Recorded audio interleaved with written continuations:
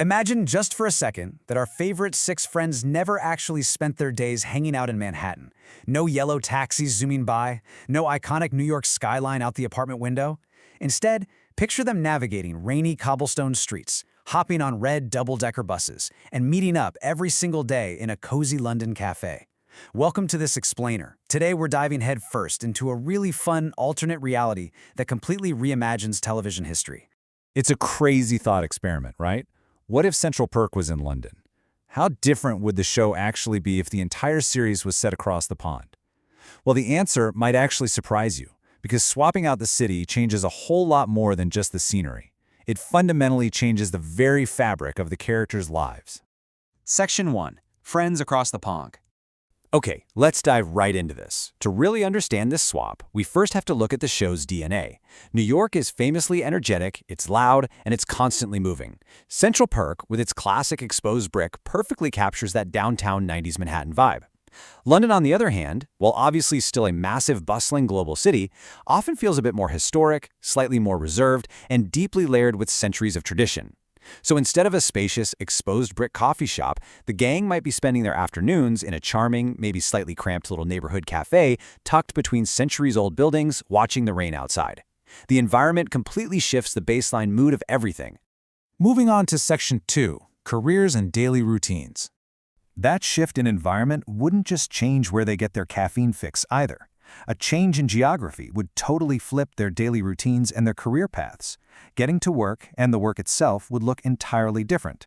Ross would ditch the yellow cabs to commute via the underground to some of the world's most prestigious museums and research institutions.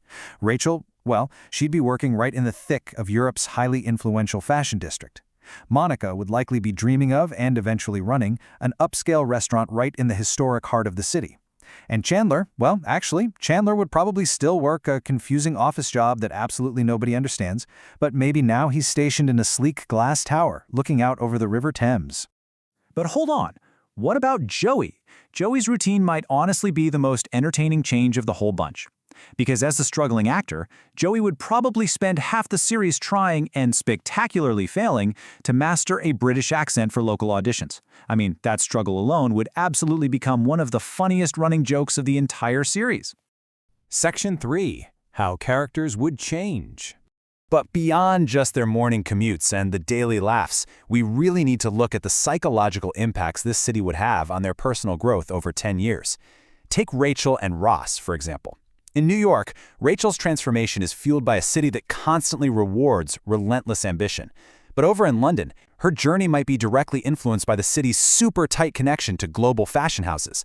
That could potentially accelerate her career by hooking her up with international designers much, much earlier. Ross, meanwhile, he might honestly be happier in London than he ever was in New York. As a paleontologist, his total obsession with history and science would make him feel perfectly at home surrounded by ancient architecture and world-famous collections. And then we have Monica and Chandler. As you probably remember, London already played a massive role in the show. Their romance officially kicked off during Ross's wedding trip to England. If the entire series had been set there, their relationship might have sparked much, much earlier. The very city that originally brought them together could have been the daily backdrop of their entire love story, right from day one. And what about Phoebe? Well, London has this wonderfully rich history of street performers, musicians, and just generally unconventional personalities. Phoebe would fit into that world like a glove. She'd be out there performing her songs in busy public squares, confusing tourists, and making friends from every imaginable walk of life.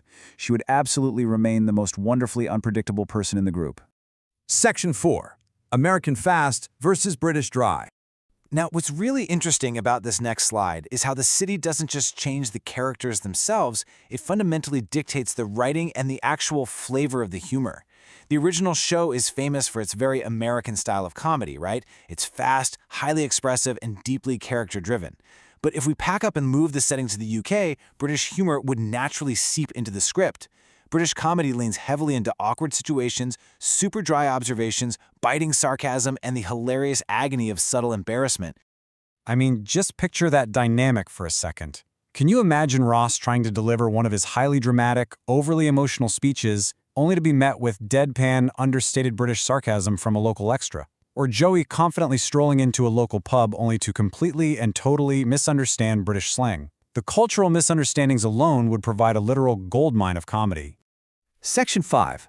The famous apartments.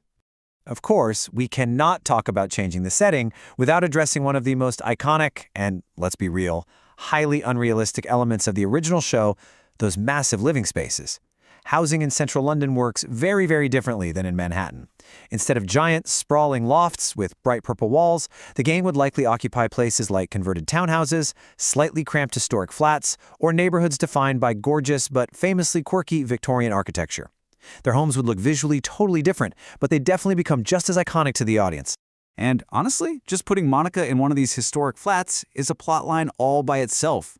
You'd literally have Monica spending every single episode trying to perfectly organize a slanted, centuries-old apartment that was fundamentally not designed to be organized. Her extreme neat freak tendencies clashing with quirky British architecture is basically a sitcom writer's dream come true. Section 6. The universal heart of Friends.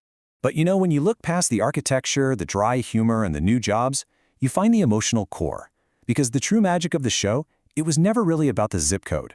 Whether they're sipping coffee in Manhattan or sharing a pot of tea in London, the core dynamics remain entirely intact. Ross still overthinks absolutely everything. Rachel still relentlessly chases her dreams. Monica is still fiercely competitive. Chandler still uses sarcasm as a defense mechanism. Joey is still incredibly lovable and wildly loyal. And Phoebe is still living in her own wonderfully strange universe. Those six, they are what make the story work. Which brings us to the most important takeaway of this whole explainer. Great friendships don't depend on geography. They depend on connection. Changing the city transforms the atmosphere, the careers, and the jokes, for sure, but the emotional heart survives. People don't keep returning to the story decades later just because they miss a cool coffee shop or some oversized apartments. They come back because they see pieces of themselves in those characters and in those enduring friendships. That feeling is completely universal, literally no matter where the story takes place. So while London would have given us completely different landmarks and fresh adventures, we'd still be laughing with the exact same friends. And maybe, just maybe, that is the real magic of it all. I really hope you enjoyed exploring this alternate reality with us today. But before we wrap things up, I want to leave you with a question to think about. If you could relocate the gang to absolutely any city in the world, where would you send them? Just imagine the hilarious situations that would come from that. Keep exploring, keep questioning, and I'll catch you in the next explainer.